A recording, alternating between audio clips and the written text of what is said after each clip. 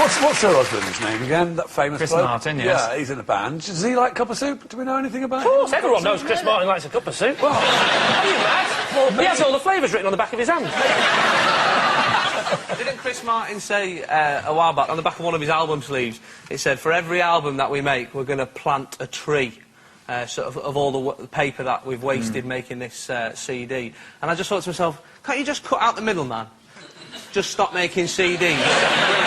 Yeah, does he say when every album they make, they plant a tree? I mean, they make an album once every 1 or 2 years. That's been about 4 trees. My dad plants more trees than that, and he hasn't released an album in years. So do you think Gwyneth is likely to have said this? Yeah, I probably think I so. think it's true. Yeah, I'm with you, I Leslie. sort of can hear her American. I mean, they call their daughter Apple. They're quite sort of healthy people. Well, Bachelors claim that there are no additives in cup of soup. That's the company that makes it, not just unmarried men. Unmarried men who rely on cup of soup for their whole diet say, it's actually, there's no additives. It's bloody healthy, actually.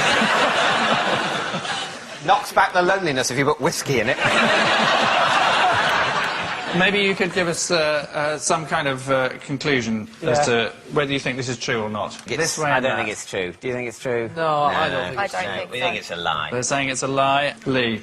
I think it's true. It's true? Yeah. Leslie? I think it's true. OK. True. All saying it's true. It is true. Absolutely right.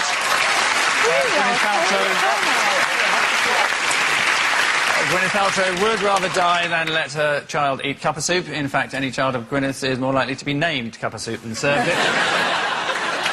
The next round goes by the curiously abridged title of This Is My, in which David's team all claim to have a close association with tonight's special guest person. The task for Lee's team, should they choose to accept it, is to identify which of them is for real. So please welcome this week's special guest person, Jill.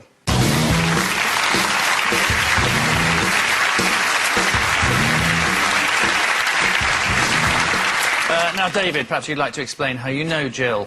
Yes, this is Jill, the hypnotherapist who cured me of my fear of balloons. OK. Mylene, what's Jill to you? This is my good friend Jill, and she has fitted Camilla Parker Bowles' underwear. And finally, Jason, your relationship with Jill? This is Jill. She's the air hostess who saved my life when I choked on a peanut once. So there you are. A balloon therapist, if we believe David, an underwear fitter to the Royals, if we believe Mylene, or a life-saving air hostess, according to Jason. What is the thing about a balloon which is so frightening? Well, I'm a bit better about it now. Thank God you're able to talk about it. Thank you. Isn't it the fact that they might go bang in your face? I'm trying to share here. And, the thing that scares me about balloons is essentially that they might pop. Yeah, but to be fair, that's not an irrational fear if it's a hot air balloon, is it? No. But frankly, if I had a phobia about hot air balloons, I would manage to limp through life. There's not much. Oh, it's terrible, because I get to work by hot air balloon as well. And I'm just screaming the whole time. I can't, I have to put the radio on. No. It's, everyday party balloons have since I was very young, scared the shit out of me because they might pop. So did you go to parties as a kid and cry? Yes. Yeah. And then I wouldn't go to parties as a kid, and my parties there were no balloons. Right. And I want to know about the peanut in the throat and the possible Heimlich. I mean, how were you saved? Heimlich, yeah. Oh, you've helped him out there, haven't you? Does she look strong enough? The Heimlich, it's not about strength and power. It's about the actual positioning of the actual right down the diaphragm. Oh, you're a doctor as well now? Yeah. All right, tell me which flight you were on. I was flying Manchester to Gatwick, and I sat near the front. For that extra bit of leg room, and luckily the woman's actually sat opposite you, right? God bless her, right? And as I was sort of eating these peanuts, one of them just lodged right in my throat, and just quick as a flash, bang, Jill was up. Don't say bang in front of David. Scare the life out of him. What's your association with Camilla Parker Bowles' gusset manufacturer? This is my friend, and that's who she fits. I've got no association with Camilla, but She doesn't this fit is my your friend Jill. corsets necessarily. Has done. Is this a common thing, having underwear fitters? Do you have an underwear fitter, Leslie? I do, actually. They're here now. No, you're lying. Little Jimmy Cranky's down there working his arse off. They actually sort of make to order. They go around and fit you up and... I think knickers are quite regular, but every woman, as you know, goes up and down in their underwear, and so... Sorry?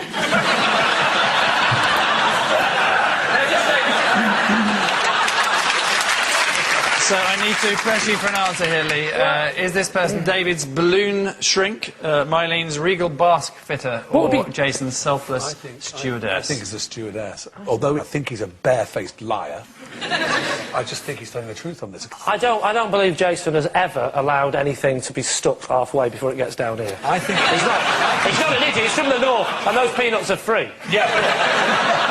I love the balloon thing, because it's just so sweet. I like the sweetness of it, yes. OK, you are the team captain, Lee. You have to make a decision of some sort. All right, then. I'm going to go with Leslie, then, and say that, bizarrely, the balloon story just might be in a crazy sort of way. OK, you're opting for David's balloon shrink. Jill, perhaps you'd like to tell us who you really are? I'm Jill Kenton. I'm Mylene Class's friend, and I do fit Camilla.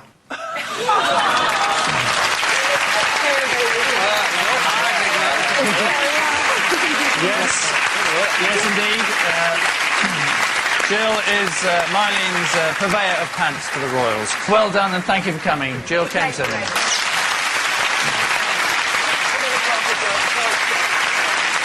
Yes, Jill has fitted Camilla Parker Bowles' underwear. Now she's in the royal family, of course. Camilla has to be rather more frugal. When she gets bored with her lacy underwear, it's handed down to Prince Edward. And so to telly tales around in which classic TV shows of yesteryear are resurrected for our viewing pleasure. And Lee's team then intrigue us with an additional related fact. This week, our specialist area is Saturday morning children's TV, a world where men's knitwear plummeted new depths and disaster was always just a haircut away. So Lee is up with his fact loosely related to these well-known pop critics.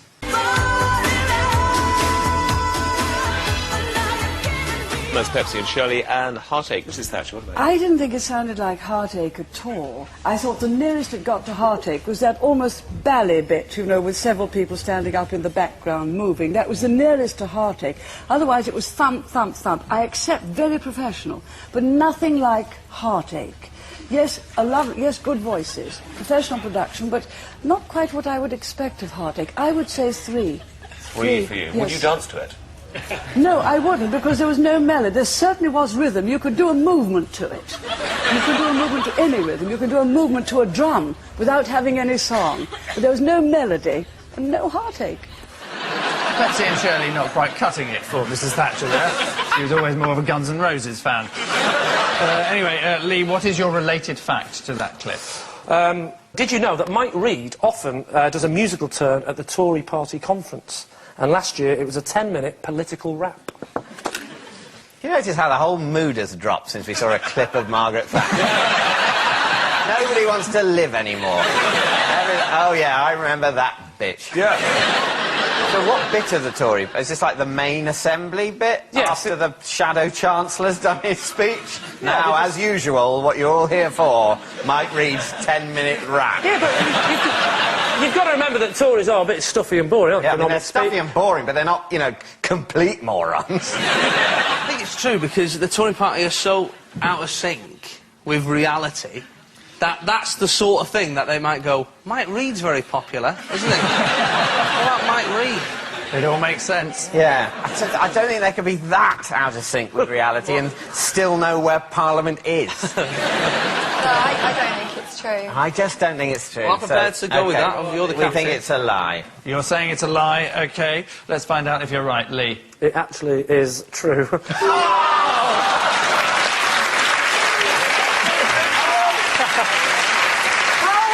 It's a very hard answer to do this. Sorry, how are they ever going to get back into office?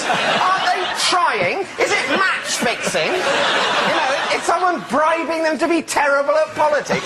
Mike Reid, 10 minutes, rapping. What the f*** is that? Democracy in this country? You know, the Reid